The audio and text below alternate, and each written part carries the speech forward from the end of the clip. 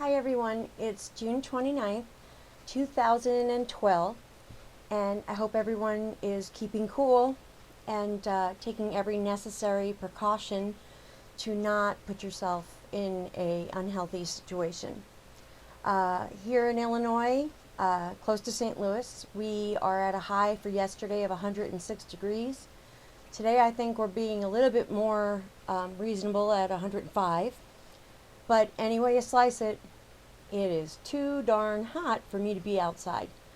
So common sense tells me if there was anything at all that I wanted to do outside in the garden, I had better get it done and before 9 a.m. Because when we woke up this morning, it was like 82. That's not very good because you know when it's 82 and 7 o'clock in the morning that it's going to get to 105 a mite quicker than if it were 60 in the morning. So my husband and I got to enjoy the deck, excuse me, this morning, and we got to enjoy it, and then we reasonably made the decision that it was time for me to go inside. And that's where I've remained all day long. I have not gone outside because I know that the heat's going to really bother my multiple sclerosis. So sometimes you just got to make reasonable decisions. It's not hard unless, of course, there's garage sales tomorrow. That might be difficult, but I'm just going to pray that it cools off. Okay, so we've talked about it over and over again, how many different symptoms there are with multiple sclerosis and how it's different for everyone, and that's what gives doctors such a fit. Recently, I have yet another new symptom, and I'm not sure if I spoke about it on my last video. I remember showing my cane, my pink cane, so cute, but I don't remember what was going on. So I think I mentioned my ankle or my knee were popping out, and then my foot was rolling out, and it was just really weird, and I'd never experienced any kind of physical limitation other than fatigue in my lower extremities. So this was a really kind of a weird thing for me, really disheartening.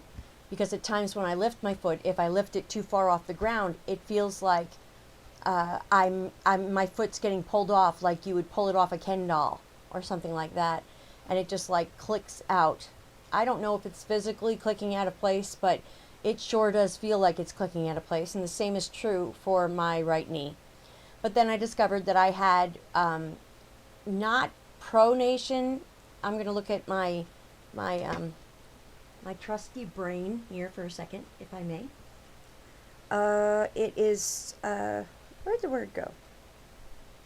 Oh, bananas. Okay, supination. Supination? Okay, so my feet are rolling outward. Now I say feet now because now it's my left foot as well as my right foot. That complicates things. You can't hold the cane in two hands. So I have to rotate. Thankfully, they haven't both gone out at the same time, but I'm assuming that's going to happen. So now I have my left foot currently acting up and swelling right around that pointy bone on the side of your foot. I don't know what it's called, but everybody has it, and you bang it, and it's like, like a funny bone for your foot. So it swells up a little bit, and my right foot started feeling better because I was walking with my cane, and then it was in my left foot, and I don't know how to describe it, but it's supination, and that's what it's called. So I also have a whole lot of more muscle and tendon tightness going up my legs in the back.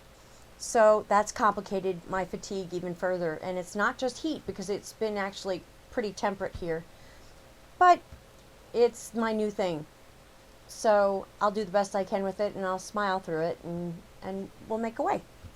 I just recently watched, just actually a little more than recent, just a few minutes ago, I just watched Lauren Parrott's new video. And she is a very courageous young woman, and I definitely look up to her. She's taught me a great deal. She supported me as best she could, in ways that she doesn't even know, just by making the videos and touching on some of the topics with Tysabri and PML and some of the other complications that can go with modern therapies. I'm completely indebted to her. She has a wonderful personality, and for her to be so transparent on these videos really motivates me to get comfort just simply in her presence. So sometimes I even watch her old videos just to get in touch with that feeling that I'm not alone.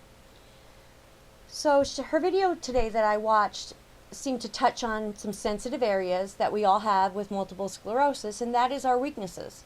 And we have them. We have multiple sclerosis, and whether we like to admit it or not, it is a setback. It's a weakness. But from my experience, it's the pain, the weakness, and the sorrows in my life that have made me the stronger woman. And I get teary all the time when I think about the things that I've gone through, the memories that I've had about what I used to do when I used to work at Target and run around the floor, and everybody thought I was a really good worker and everything. And now I look back and I could never do that job right now. It would be impossible. And that was only in 2009 I retired from Target.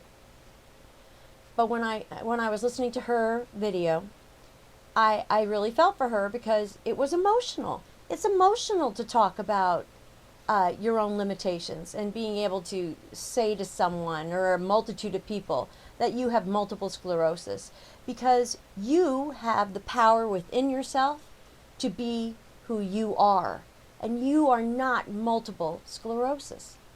I'm Tracy and she's Lauren, and on a day-to-day basis we're able to pull ourselves off. We could just go on as normal, because we've learned to compensate for our weaknesses and our disease in our bodies. We've learned to walk a little with our feet not so high in our step, or we learned with a cane, or perhaps we just learned to stay out of the heat. So it's not so exaggerated. So that was a wonderful video that I just watched. But try to remember that you wouldn't be as strong as you are unless you did have multiple sclerosis. Now, it does limit you, and it does perhaps weaken your body and give you fatigue, and you're not able to do the things that you used to do. But the one thing you can do is still be you. You can still be your positive self. I'm a very bubbly person. They call me a spark plug at church. I was like that before I felt ill, and I'm like that now. Nothing has changed. So with Lauren, she's going to graduate school, she's on television, that was always her focus, and she's continuing on with her focus. It was a hurdle. She's over it. I understand that. Mine's a hurdle too. But I get over each one, and every day presents a new hurdle. Sometimes I get more hurdles in a row, like the hives I had way back when. And then when I can't remember things, boy, that makes me so frustrated. And all of the stuff that comes with it, that's difficult. But I can still be me, and you can still be you. Now, I don't want to sound like any kind of positive guru, because really, typically in my nature, I can be quite critical with myself and others. I confess. But you can still be you. You're just you with MS. When we are in pain and when we are feeling at our worst, people around us are looking to us to see, what does the worst feeling you can imagine make someone turn into? And you and I have an opportunity to show them it doesn't turn you into anything you weren't before. We can handle this. We can do this. We do have power. We can accept the life that we've been given. And we can not just accept it, but we can charge through it. When I am hurting, and everybody knows I'm hurting, but I'm still myself, it really makes them think of, why am I so down? Or why do I not appreciate my life or my health or my family or my wife or my husband? We are a living reality check.